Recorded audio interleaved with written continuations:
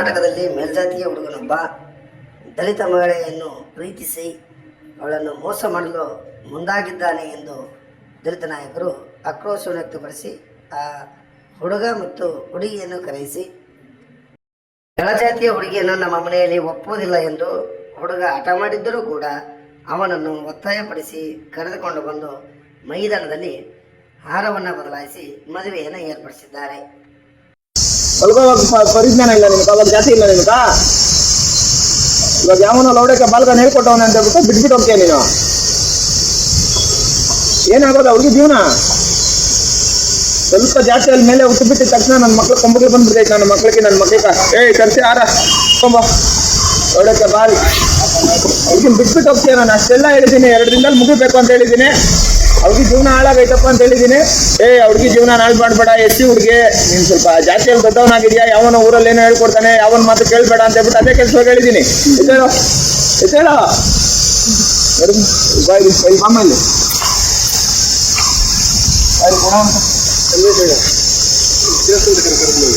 ಬೇಡ ದೇವಸ್ಥಾನದಲ್ಲಿ ಮಾಡಲ್ಲ.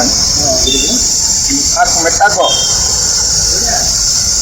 ಸಬ್ಲಿಂಗ್ ಕಲ್ಲಮ್ಮ ಸೈಡ್ ಸಬ್ಲಿಂಗ್ ತೆಗಿ. ನೀನ್ ಕೂಡ ಮಾನ ಮರ್ಯಾದಿಲ್ಲ ಫಸ್ಟ್ ನಿಮ್ಗ.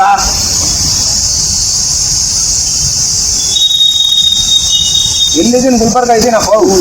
ಅದಕ್ಕೆ ಮೊದಲು ಅಲ್ಲೆಲ್ಲ ಇದ್ರಲ್ಲಿ ಇದ್ದೀನಿ ನಾನು, ತಮಿಳ್ನಾಡಲ್ಲಿ ಇದ್ದೀನಿ. 150 ಫೋನ್ ಬಿ ಮಾಡ್ತಾವ್ರೆ. ಏನಾಗೋದು ನಾನು? ರಾತ್ರಿ ಮನೆಗೆ ಬರೋಷ್ಟೊತ್ತಿಗೆ 5 ಅವರ್ ಆಗೈತೆ. 2 ಅವರ್ ಕೂಡ ನಿದ್ದೆ ಮಾಡಿಲ್ಲ ನಾನು. ನನ್ನ ಮಕ್ಳಿಗೆ ಕೊಟ್ಟಿರೋ ಮಾತುಗಳು ಉಳಿಸ್ಕೊಂಡ್ರೆ ಆಗಲ್ಲ. ನಾನು ಫೋನ್ ಮಾಡಿ ಕೇಳಿದ್ರೆ ಆಗಲ್ಲ ಬರಲ್ಲ ಅಂತಾನೆ, ಅವ್ರಿಗೆ ಕೊಡ್ತೀನಿ ಬಾಪ್ಪ ಅದು ಹೇಳಿದ್ದೀನಿ. ನೀನ್ ದುಡ್ಡು ಬೇಕಾ? ನಾನು ಕೊಡ್ತೀನಿ ಬಾಪ್ಪ. ಹುಡುಗಿ ಜೀವನ ನಾಳೆ ಮಾಡ್ಬೇಡ. ನಿನ್ ಕಾಲ ಹಿಡ್ಕೊಂತೀನಿ ಅಂತ ಕೇಳಿದ್ದೀನಿ ಅಣ್ಣ. ನೋಡೋಣ, ನಿನ್ ಕಾಲ ಹಿಡ್ಕೊಂತೀನಿ ಅಂತ ಕೇಳಿದ್ದೀನಿ. ನೋಡೋಣ, ಮಾನ ಮರ್ಯಾದೆ ಬೇಡ. ಎಷ್ಟೇ ಹೆಣ್ಮಕ್ಳಗ ಯಾವನ ಆಗ್ಲಿ ತೊಂದರೆ ಕೊಟ್ಟರೆ ಸುಮ್ಮನೆ ಬಿಡೋ ನನ್ನ ಮಗನಲ್ಲ ನಾನು. ಹಾಕಮ್ಮ ಹಾಕು.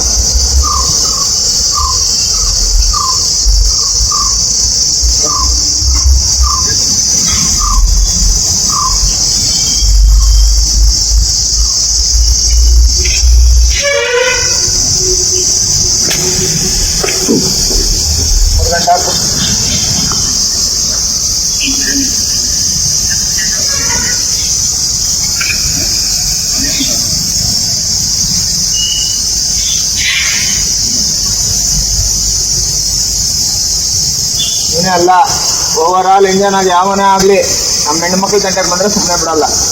ಹುಡುಗಿನ ಮದುವೆ ಮಾಡ್ಕೊಂಡಿದ್ಯಾ, ಹುಡುಗಿನ ಜೀವನನ ಹಾಳು ಮಾಡ್ತೀರಾ. ಇವಾಗ ಮದುವೆ ಮಾಡ್ಕೊಂಡಿದ್ಯಾ, ಹುಡುಗಿ ಜೀವನ ಕೊಟ್ಟಿದ್ಯಾ. ನಾಳೆ ದಿನ ಏನಾದರೂ ಹೆಣ್ಮಕ್ಳಿಗೆ ಏನಾರ ಹೆಚ್ಚು ಕಡಿಮೆ ಆಗೈತೆ ಅಂದ್ರೆ ನಾನು ಸುಮ್ಮನೆ ಇರೋ ನನ್ನ ಮಗನ ಅಲ್ಲ. ಹುಡುಗಿನ ಇವಾಗ ಅದೇನೈತೋ ನೀನು ನೋಡ್ಕೊಂಡು ಹುಡುಗಿನ ಸಾಕೊಂಡು ಹುಡುಗಿನ ಸಾಕೊಂಡು ಹೋಗೋದು ನೋಡು. ಸುಮ್ಮನೆ ಅದೇನೋ ಹೇಳ್ತಾರಲ್ಲ, ಇಂಥ ಹೆಣ್ಮಕ್ಳನ್ನ, ಅಮಾಯಕ ಹೆಣ್ಮಕ್ಳನ್ನ, ಹೆಚ್ಚಿನ ಹೆಣ್ಮಕ್ಳು ನೋಡಿ ಅವ್ರ ತಂದೆ ತಾಯಿ ನೋಡಿದ್ರೆ ಹೊಟ್ಟೆ ಉರಿತೈತಿ. ನಿನ್ನ ನೋಡಿದ್ರು ಬೇಜಾರಾಗ್ತೈತಿ.